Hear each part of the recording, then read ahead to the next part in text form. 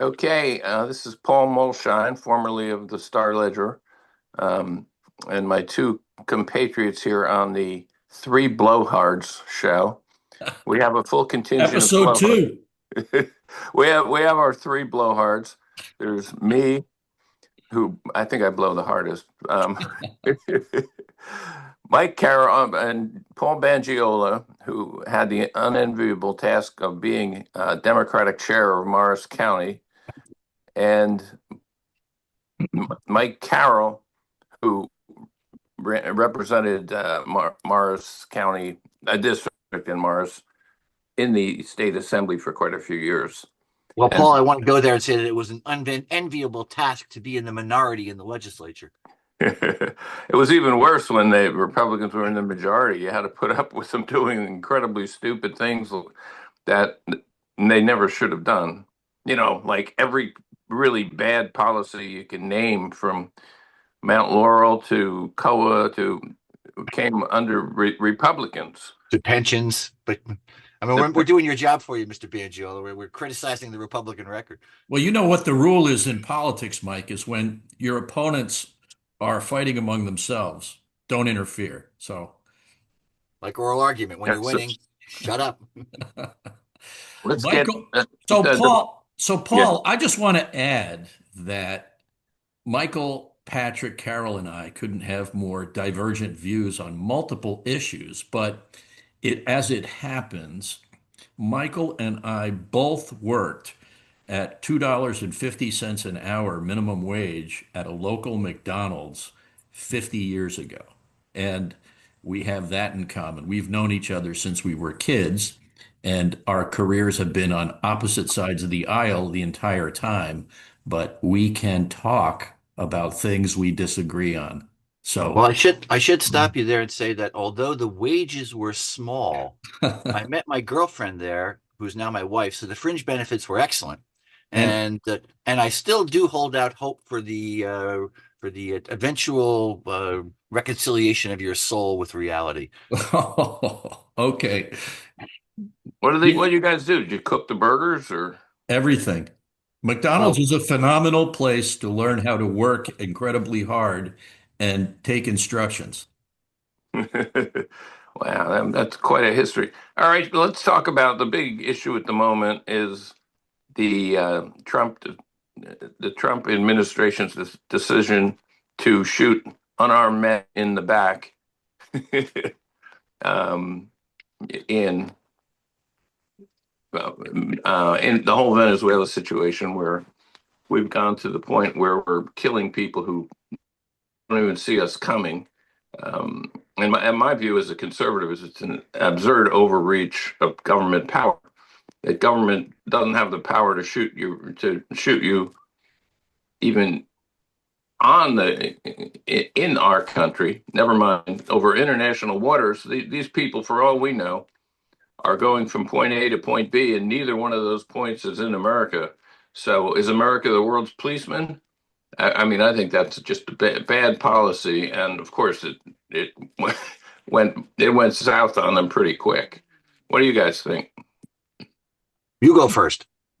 Andrew Napolitano, no liberal lilting violet or bleeding heart, described this as murder on Fox News 3 days ago. Um, and that's what it is.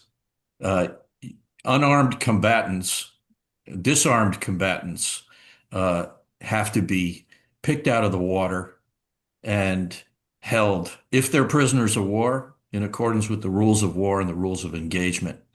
To manufacture a pretext for a second strike, killing unarmed people clinging to a boat, and the explanations are growing more and more absurd as the Secretary of Defense backtracks and restates, and the press secretary backtracks and restates. It's absolutely horrific to watch, and it's horrible to think that this is who America is at this point. We are the ones who were the foundation for international law and the rules of war after World War II. That there were war trials conducted where crimes against humanity were punished. And much of it had to do with treatment of unarmed combatants and non-combatants, and the idea that somebody could never defend themselves in the future after World War II by saying they were only obeying orders. Here, we do not even have orders. Is there an order signed by the President of the United States? Is there an order signed by the Secretary of Defense, the correct name of that department? Or is this simply what it looks like? Using a video game to watch people unarmed in the water and then murder them. There has to be accountability. The Secretary of Defense needs to be removed and probably an independent prosecutor appointed. You dovetail this with the very probing question asked at the immunity case oral argument by Justice Sotomayor about why the President of the United States could not order SEAL Team 6 to simply murder political opponents and claim immunity for himself and pardon anybody he ordered to commit illegal acts, as long as he could find some nexus to an executive power in the president, some strained link to national defense. And you have a horrific scenario, a terrible precedent for our country. We also have masked people arresting people, pulling them off the street on our own streets in America. Let's stick to Venezuela on this one because I'm sure Mike has some interesting views. And Yeah. not really. I mean, I think, Paul, that you said it right. I mean, that conservatives don't like the idea of government doing these things. I confess that, it's hard to feel a lot of sympathy for guys who are running drugs, and the pictures of the boats clearly indicate they weren't running salmon. So it's again, but bad guys don't necessarily deserve to be blown out of the water. I mean, that's how it used to be back in the day. And anybody who's ever studied warfare knows that atrocities happen. I mean, there was a guy who was widely perceived to be an American hero. His name was Mush Morton. He commanded the USS Wahoo, and yet he ordered the submachine gunning of Japanese survivors in the water, and that's not a good thing. You don't do that. That's not how Americans are supposed to act. Again, I won't tell you, Paul, that I've spent a lot of time parsing the alleged legal justification for going after these folks. I am not happy with the idea that we're using our military forces in what looks like an criminal interdictment action. That's something, if they were showing up in the shores, that's one thing, but out there in that area, again, that's I'm not. You mentioned a minute ago, Paul, about being the world's policeman. No, I don't think we should be. I think our troops should come home from most of the places they are in the world. You can make a good Monroe Doctrine-based argument that we should be taking care of our own hemisphere, and certainly Venezuela and regime change there and in Cuba should be a priority. But going after guys who are running drugs in international waters, I find that very difficult to justify. Look I at just I find the entire thing. I mean, these people that we're killing are basically characters in a Jimmy Buffett song, a funny song. I mean, smuggling drugs into the U.S. People have been doing that for, well, obviously you go back to Prohibition and, there was a lot of smuggling. And it's always been kind of considered cops and robbers things. If you can get away with it, it's good. But, this is just slaughtering the one side of the game and, and immediately and not having, and you really don't know. As I wrote in my column, my father was on a light cruiser in the Pacific, and a Japanese pilot came parachuting down, and the people in his crew told him to shoot the pilot, and he wouldn't do it. And he'd been dead a long time, but I think one of the good reasons for not doing it is that pilot's got a lot of good information, and especially if you're talking about stopping drugs, you want to catch the supplier. These guys are just the mules, as they call them. You want to Well, go Paul, back. Paul, I want to stop you there for a second because one of the things that got me, you mentioned the prohibition analogy, and the Coast Guard did in fact shoot at rum runners. And so, there is that precedent. Also, Not a good precedent. I'm just saying it's not something that that's out of historical context. And furthermore, Barack Obama took a very broad view as to what his rights were in terms of ordering drone strikes and killed many hundreds of people that way. And I think you and many other conservatives were not all that down with that necessarily because there's some interesting issues that way.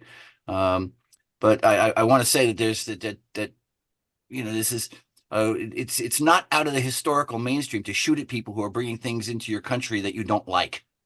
Well, in Well, this case, we don't even know if it was going aimed for our country. It could have been, once you get it out of wherever it they didn't even give us the information to know that. Well, yeah, let me ask you one question. If you had to pick the biggest drug market in the entire world, where would it be? where Especially if you're in Venezuela. where there are buyers, You know, I was another. where there are consumers. They in Europe, the rock bands all do coke before every. You know, this probably was coke. It was either coke or fentanyl, and the rock bands in Europe all do coke, and they laugh about it, and it's not something you slaughter somebody over. And as I wrote in my column, anybody who this whole argument that we have to that they're poisoning us, they're not poisoning us if we're not stupid enough to do fentanyl. There you Well, go. let me just pick up on a couple of minor premises that got buried in the facts here. We do not have any proof that any of these vehicles, these torpedo speedboats, and I don't know how much gas they carry, but to reach the United States continental waters, they'd have to travel about 2,000 miles. Why do we, number one? Number two, why do we think they were coming to the United States as opposed to, say, Mexico, which is kind of a giant landmass in between the continental United States and Venezuela? Where is the floating piles of bricks of cocaine that were left over after these boats were destroyed, confirming that they were in fact running drugs and not, like the Colombians say, at least one case where somebody was just a fisherman slaughtered in one of these boats. Now, I don't know why a fisherman's driving a high-speed torpedo boat, but the truth is, there may be historical precedent for this, but it's not historical precedent that we want to analogize for the United States behavior. It's nothing, there's nothing noble or above board about this. There's nothing that we should be reveling in, using phrases like killing and we can kill them, and if they are poisoning our blood, we can kill them. That's not the way the United States should be proceeding in any forum. This should be the highest level of deliberation where there is a clear process on our shores before we engage our military. Look back, our memories are so short. Look back at what happened after the treatment of the prisoners at Abu Ghraib prison. Look at how we reacted to that, where we had prisoners in custody in the Middle East who were mistreated at a prison, and the fallout from that. That was because of our collective reaction to how people in our name treated those they had taken into custody, even in the Middle East, in the middle of a conflict that Congress had sanctioned. This is completely ultra vires. It is outside any grant of authority that anyone will accept at the highest levels. At the highest levels, the President of the United States and the Secretary of Defense are not acknowledging responsibility. They seem to be trying to. Speaking of getting stabbed in the back, what did Trump do to, what's his name? As soon as this thing went south on him, Hegseth. Um, Hegseth was out there trying. His problem is he's trying to impress Trump. I'm a tough guy, just like Trump. And when the whole thing began to explode, there's Hegseth There's Trump saying, "Well, I don't know. I don't know if there was a second strike, and I don't know who was. I didn't order it," and on and on and on. And despite his military school background, he didn't bother sorting that out. So it was really. And now Hegseth's kind of, who would bet Hegseth is in office a week from now? I would say I wouldn't. I wouldn't There, take that bet. there is video available of Mr. Hegseth giving a speech about the responsibility of military personnel to disobey illegal orders within the last 6 or 7 years, where he is giving a speech on that subject about how our military is different.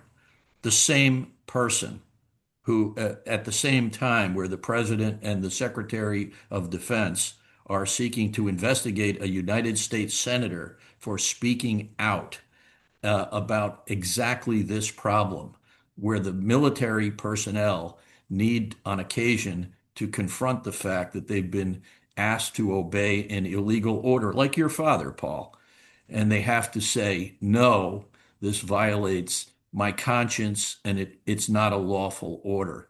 It's unforgivable. It's prosecutable, and it should proceed just like that. Hey, let's do a quick. Who's gonna? Everybody answer this question. Who's gonna take the fall, and how long between till he takes the fall? One of the first rules of politics, Paul, is that words taste better going out than coming back. So if you make a prediction, you're almost sure to be wrong. So the answer to the question is that there will be a calm, I hope, a calm, dispassionate review of the facts, and if anyone acted inappropriately, they will be accorded justice. From your lips Paul? to God's ears. I'm gratified that there are some Republicans who are voicing extreme concern and demanded oversight in this particular area where they have Paul, been. please do not use the word extreme when referring to Republicans. That's your monopoly. This behavior by the president and the secretary of defense is extreme, and that there are Republicans who are uh, finally finding their voice and their courage to challenge the president's unilateral illegal actions with the secretary of defense and demanding oversight. That's gratifying. It's late, but I'm glad it's happening, and I hope that you're right. I hope that it does lead to a searching inquiry of exactly what went here. I Uh, should also note, I mean, because I mean, the implication is that conservatives have been, Trump toadies, and I'm tired of hearing that in the paper. I mean, you don't have to look further than Molshine to know that he's not. And then you look at during Trump one, when the president decided to try and make big spending deals, all the conservatives were off the bill. It's we are ideologues, not partisans, and whatever what you call an ideologue, call it ideological, call it philosophical, whatever. And when the president deviates from conservative standards, we will oppose him. Well, that was the Republican Party of some time ago. The Republican Party under Donald Trump is neither partisan nor ideological. It's transactional. And that's perhaps the subtext to this action is oil in Venezuela. I hate to think that minerals, oil, treasure, uh, the parade of people who have thrown money at the president's family that have gained special treatment as a result. This is not an ideological president or a partisan president. He doesn't care about the Republican Party. He's what the Republican Party is right now eludes definition. I don't know what a Republican is anymore. How does a Republican define himself? Not conservative the way I understood it when I was the chairman of a county Democratic Party in New Jersey 20 years ago, 25 years ago. Not that way. I understood, libertarian conservatives and Rockefeller Republicans and Chamber of Commerce Republicans. I understood all of them. They had their own warring factions within the Republican Party. This is not that. This is basically an idolatrous Republican Party with loyalty oaths.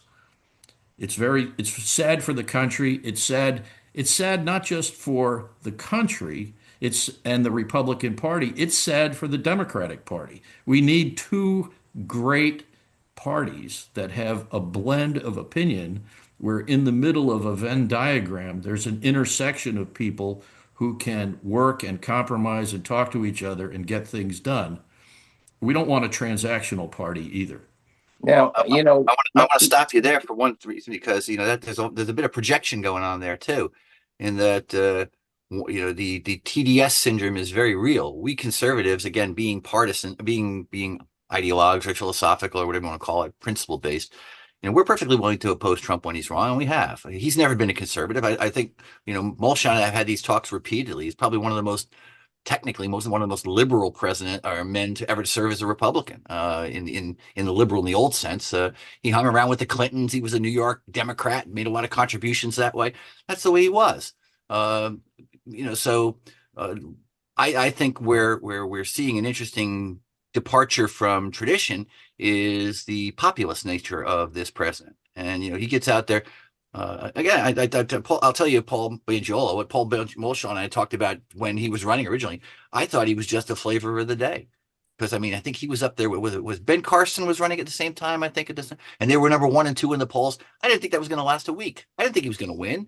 But there's a sense out there. I don't think it's so much personality, although there was some of that. I think it is a sense of people mostly in non-blue states or someplace in the industrial heartland who feel left out by politics, who feel overlooked, who feel that in Bernie Sanders' words that the game is rigged, and they're not entirely wrong. And they found a champion in a guy who's something of a blowhard, to coin a phrase. So I Like don't the think three of us, huh? Okay. well, in a sense, yeah. Is that I don't see it as people who are personally loyal to him because of who he is, but personally loyal to him because of what he stands for as a populist. Stick it in the guy.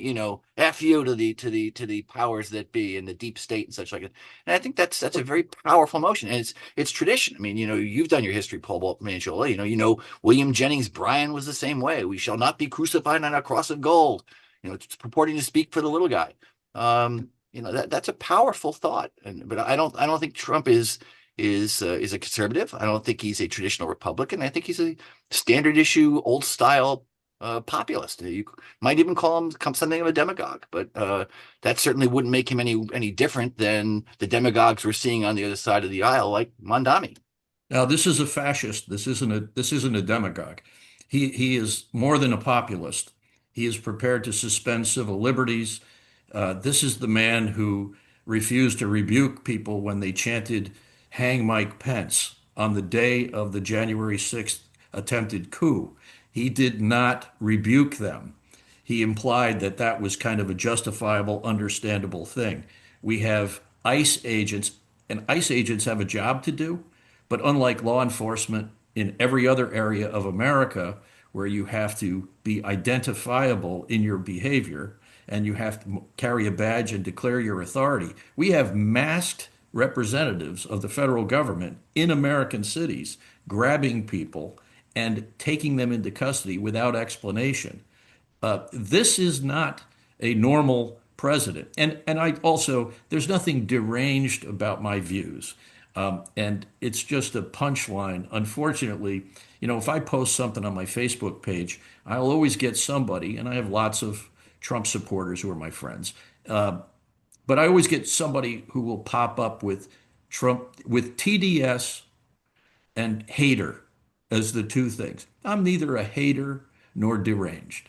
I'm just seeing, I haven't changed. My views really haven't changed in 25 years. There's a range of opinion. I would say I'm a moderate to liberal person by inclination, and I happen to be a lifelong Democrat. And in the old days, I would have called myself kind of an organizational Democrat.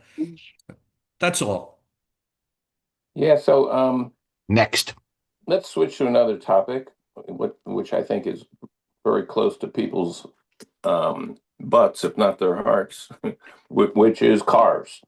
Trump made a very interesting and I think good move when he scrapped all these standards that are going to save the world from these fuel economy standards that are going to make your car cost $10,000 more and have the motor not last.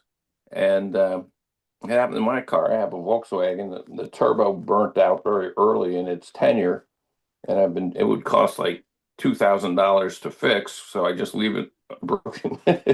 But these were really bad regulations, and he threw them out, and good for him, because they were telling us that, and the newspaper people were shameless in parroting these things, that by 2035 you won't be able to buy a fossil fuel car.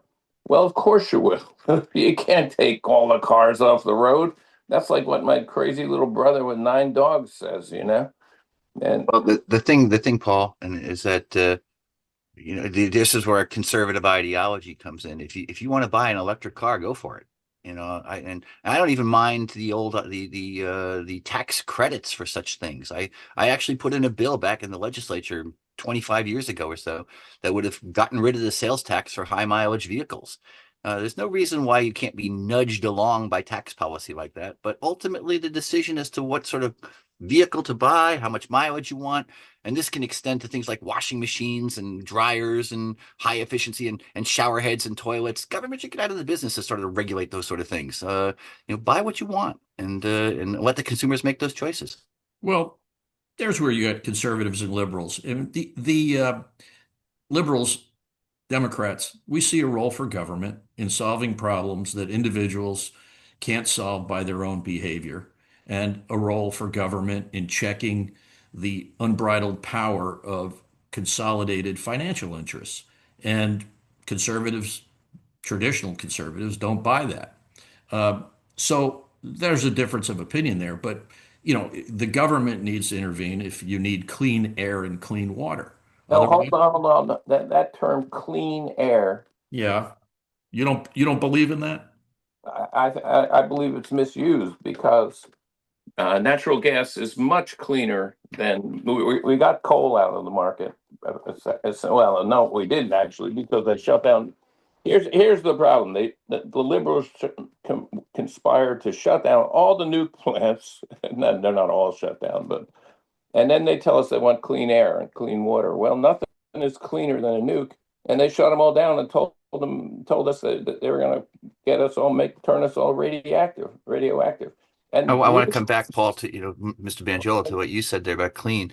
the term it green means like plants, right? Nothing is more green than carbon dioxide. Carbon dioxide promotes plant growth. The more carbon dioxide, the more green the planet is going to be. And I don't know how we got into this ridiculous game of saying that it's green to put it's not green to have carbon dioxide. Carbon dioxide is Well, to take one easy example, okay, removing lead from gasoline stopped kids from being poisoned in big big cities difference. by That's lead not, poisoning. Okay, but ending it the was whole something that no one was going to do. It needed to be done. It didn't stop people from putting gasoline in we their need to car. stop fossil fuels, because we need fossil fuels. And it's crazy, as Democrats are getting away with, to say they want affordability. And, oh, by the way, they want to get rid of fossil fuels. Well, I think Well, you segued a little bit there from your original point, which was gasoline powered cars, to natural gas and natural gas powered cars and cleaner sources of fuel. I'm all in favor of that. And there's I'm not, there's the point though, Paul. Say the word clean. People tend to use the word people. I will call them leftists or liberals or Democrats. Tend to use the word pollution as if it were some sort of moral violation. The fact of the matter is that it's always a cost benefit analysis. I mean, you're old enough to remember when you used to crest the hill coming out of Little Falls or whatever, and you'd see New York City, or you'd think you'd see New York City because it was under a pale of green smog. and you'd smell Secaucus. Yeah. Well, that was pigs. That was different. But I That mean, was, yeah. so the answer to the question was, yeah. I mean, I think the root of the word conservative is conserve. We don't like the idea of wanton destroy. We want people to be careful, but by the same token, it's all a cost benefit analysis. And unfortunately, when you approach it as a moral compulsion, that when you use the word pollution as somehow the end of an argument rather than a beginning of a discussion, that's a problem, because one always has to weigh how much pollution one is willing to accept for a given societal benefit. Nothing is clearer, for example, than cars or mines or things along those lines. Well, we all remember Richard Nixon created the EPA, right? He created a lot of bad things. Well, he And wasn't. wage and price control. He wasn't, he was, well, he was dealing with an economic emergency, wasn't he? Something a president could declare. We're going to find out if, 4% unemployment and 4% inflation is an economic emergency. But, we all have to grapple with, as you say, the continuum of opinion and cleaner air and water as opposed to absolutely no limits. This is where government is needed. I don't think anyone's disputing that. The question is, where do you draw the line? Okay. And you have a lot of people, and again, most of them I think would hang around on your side of the aisle, who are moral absolutists about such things. I mean, just show me one mine that any eco anywhere in the world supports, and they all have a kitten whenever you want to dig a hole. And so that sort of stuff, that sort of absolutism, when okay, it might have an effect on fish. Okay, well, some patriotic fish have to pay a price too. It's in the national interest. So I think we conservatives view it as a cost benefit analysis, not a moral question. Well, uh, I would just say, Paul, have you got, I don't know if we've got all the flavor out of the chewing gum on that point, or if you got something else for us to talk about, but uh, Well, I got to say, the late Freeman Dyson of Princeton was the smartest man on earth when he was on earth. He died a couple of years ago, and he he took the logic, like the cost benefit analysis, and he said global warming is no threat. It's very easily dealt with. You just plant more plants, and liberals went crazy because he was offering a real green philosophy. And my clueless editors at the Star Ledger, I swear to God, they would say, "You're quoting this guy Freeman Dyson again." I'm going, "Don't you realize he's the smartest man on the planet?" And no, of course they didn't, because they don't read. They're liberals. They don't have to. It's a religion. It's not a science. Anyhow, that's my thought. well,